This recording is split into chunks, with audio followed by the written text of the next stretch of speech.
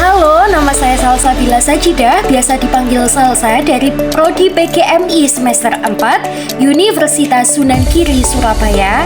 Tujuan saya membuat video ini untuk menyelesaikan tugas UAS dari dosen pengampu Ibu Hani Yuni Alfiah dengan mata kuliah Media Pembelajaran Inovatif. Bisa dilihat nama media inovatif yang saya buat kali ini adalah Foto Shoot Studio. Foto Shoot Studio artinya tempat untuk berfoto atau pemotretan. Lah, di sini saya menggunakan tema Chinese atau Cina, makanya saya taruh Gong Xifa Cai. Adapun pembelajaran atau materi yang akan saya sampaikan dari kelas 6, materi pembelajaran presiden atau biasanya ada pada pelajaran PKN. Saya rangkai sedemikian rupa agar anak-anak senang melihatnya, senang melihat gambaran yang berwarna-warni seperti ini. Cara mainnya, di dalam sini juga saya sediakan biografi dari para presiden, dari 8 presiden. Di dalamnya ini saya sediakan biografi dari banyak presiden. Nah, ini ada Bapak Soeharto, ada Abdurrahman, kemudian ada Jokowi, SBY, Prabowo, B.J. Habibie, dan ada Insinyur Soekarno, ada Megawati. Semuanya lengkap di sini. Seperti ini. Dari yang pertama ini Insinyur Soekarno, kemudian ada Soeharto, kemudian ada B.J. Habibie di sini. Intinya ini biografinya lengkap. Lah, seperti ini. Yuk kita mulai permainannya. Misalkan kita mau mencari biografi dari Bapak Abdurrahman Wahid. Tinggal diangkat aja amplopnya, kemudian di dalamnya tertera atau tertulis foto-fotonya biografi dari Bapak Abdurrahman Wahid atau Gus Dur. Nah, ini fotonya. Bisa kita lihat. Lalu kita jelaskan ya. Ini Bapak Abdurrahman Wahid, penampakan wajahnya seperti ini. Beliau adalah seorang waliullah ya. Kemudian nomor 2, Bapak Abdurrahman Wahid dengan masa jabatan 20 Oktober 1999 sampai 23 Juli 2001. Itu Bapak Abdurrahman Wahid. Lah, kemudian ini nomor 3-nya, foto ketiga kita jelaskan.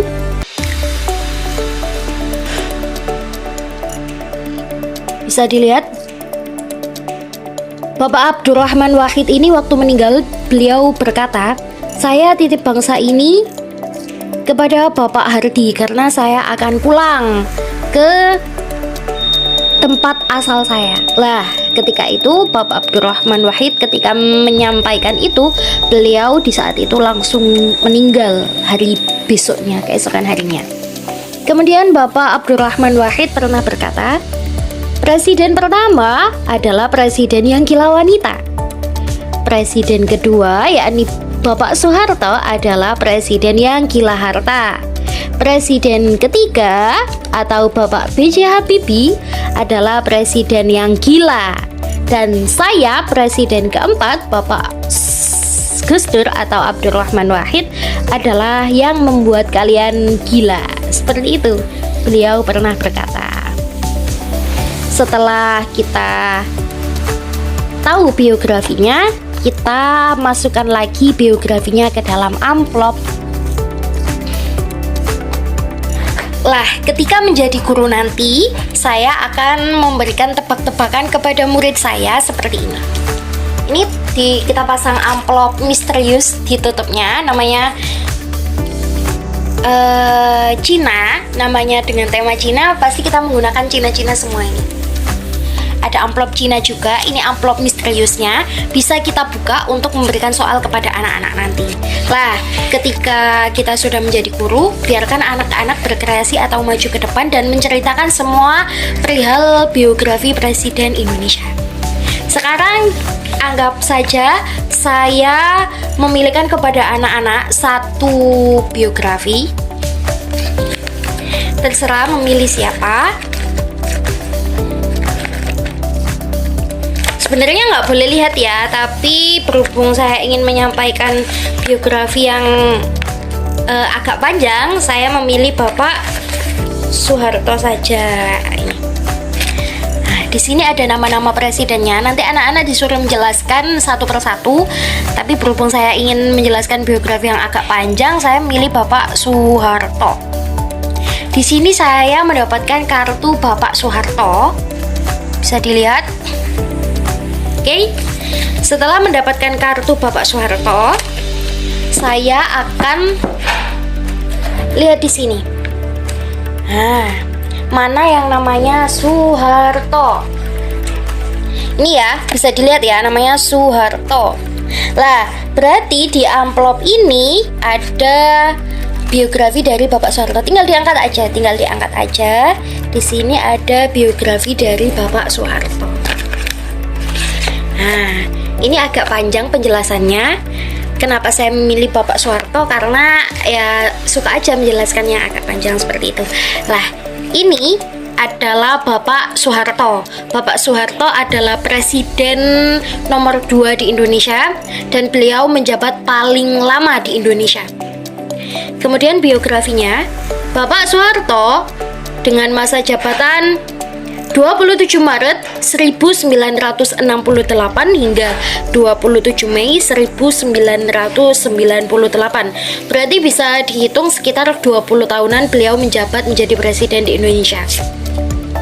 Kemudian Bapak Soeharto menikah dengan Ibu Titi. Dengan ibunya Ibu Titi. Beliau sangat mirip, bisa dilihat. Ibu Titi mantan istri Bapak Prabowo, bisa dilihat sangat mirip dengan ibunya. Kemudian ketika rakyat ditanya masa presiden siapa yang paling menyenangkan, rakyat pun menjawab Bapak Soeharto.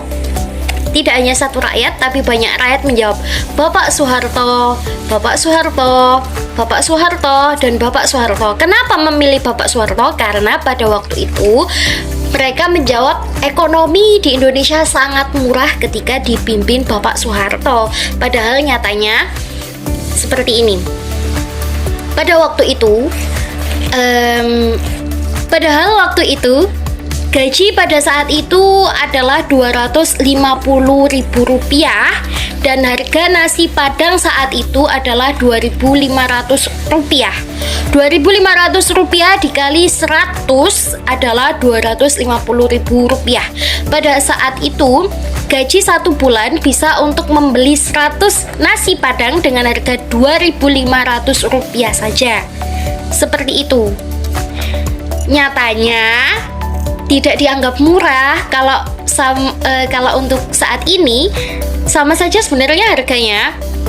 Saat ini kan gaji mayoritas masyarakat Indonesia sekitar Rp1.500.000 ya, paling kecil ya. Lah, itu bisa untuk membeli 100 nasi Padang dengan harga Rp15.000. Kan sama saja, nasi Padangnya harganya Rp15.000 dikali 100 sama dengan Rp1.500.000, dan pada waktu itu nasi Padangnya harganya Rp2.500 dikali 100 bisa untuk membeli 100 nasi Padang kan dengan gaji Rp250.000. Sebenarnya nggak ada yang murah sih, sebenarnya harganya sama aja, cuman nominal uangnya saja yang beda, seperti itu. Setelah menjelaskan Bapak Soeharto, saya masukkan lagi ke amplopnya. Jadi besok untuk anak-anak, silakan ketika menjelaskan, silakan masukkan lagi amplopnya kartunya ke dalam amplop seperti itu. Seperti ini ya, saya masukkan. Kemudian tahap atau step terakhir adalah ditutup lagi kotaknya. Ini namanya Photoshoot Studio Chinese. Kenapa saya mengambil tema Chinese, tidak mengambil tema presiden atau tema kemerdekaan Indonesia atau lain sebagainya? Karena pada saat itu saya hobi saja dengan cerita-cerita di Chinese gitu. Saya ngefans aja gitu sama cerita-ceritanya. Jadi saya membuat tema Photoshoot Studio Chinese. Sekian dari saya. Terima kasih sudah menonton.